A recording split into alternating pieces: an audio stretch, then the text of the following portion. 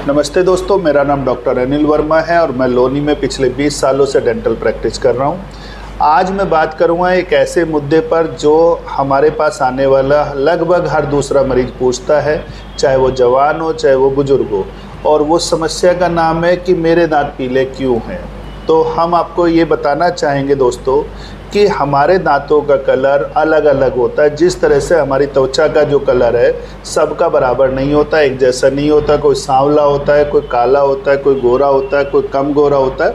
उसी तरीके से हमारे दांत भी अलग अलग कलर के होते हैं और उसे हम चेक करने के लिए इस्तेमाल करते हैं। ये हमारी शेड गाइड है जो आप देख पा रहे होंगे कि इसमें अलग अलग शेड्स हैं।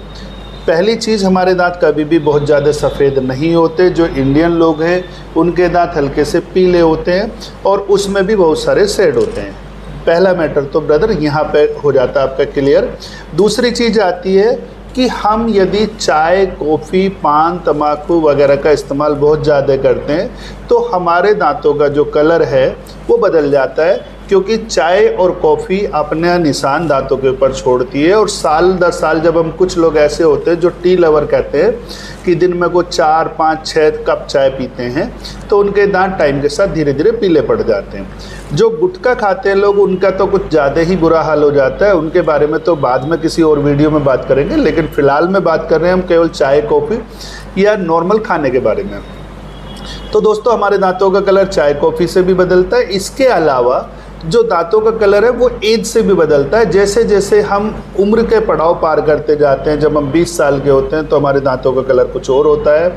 फिर 25, 30, 35 धीरे धीरे हमारा जो इनेमल है वो डार्क होता चला जाता है और हम थोड़ा सा ओल्ड एज की तरफ चलने लगते हैं, तो हमारे दांत पीले पड़ने लगते हैं।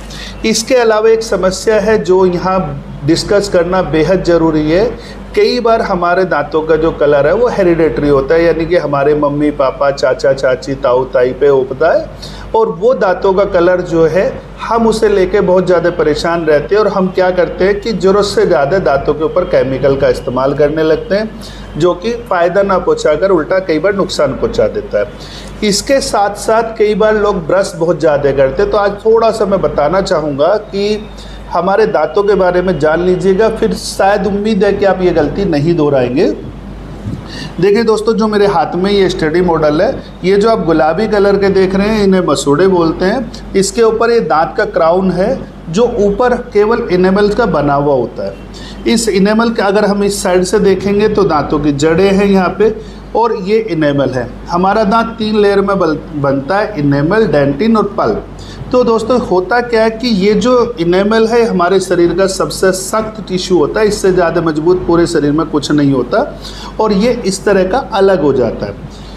ये हमारा दांत है जो अंदर से पीला होता है। अब हम करते क्या है कि यदि हमने चाय बहुत ज़्यादा पीने की आदत है, कॉफ़ी ज़्यादा पीते हैं, या कुछ और बुरी हैबिट्स है, टबैको वगैरह इस्तेमाल करते हैं, तो दांतों का कलर चेंज हो रहा है, हेरिडेटरी है या टाइम के साथ हो रहा है। लेकिन हम एक गलती यहाँ पे कर जाते हैं, वो क्या है कि हम घिस के ब्रश करना शुरू कर देते हैं। हम पाउडर इस्तेमाल करते हैं, खुरदुरे मंजन इस्तेमाल करते हैं, दिन में कई बार ब्रश करते हैं। तो होता क्या दोस्तों, ये जो आप थिकनेस देख रहे हो इनेमल की, ये धीरे धीरे पतली होनी शुरू हो जाती है। और जब ये पतली होगी, जितनी ज़्यादा पतली होगी उतनी ज़्यादा अंदर वाला जो पीला कलर है वो दिखना शुरू हो जाएगा।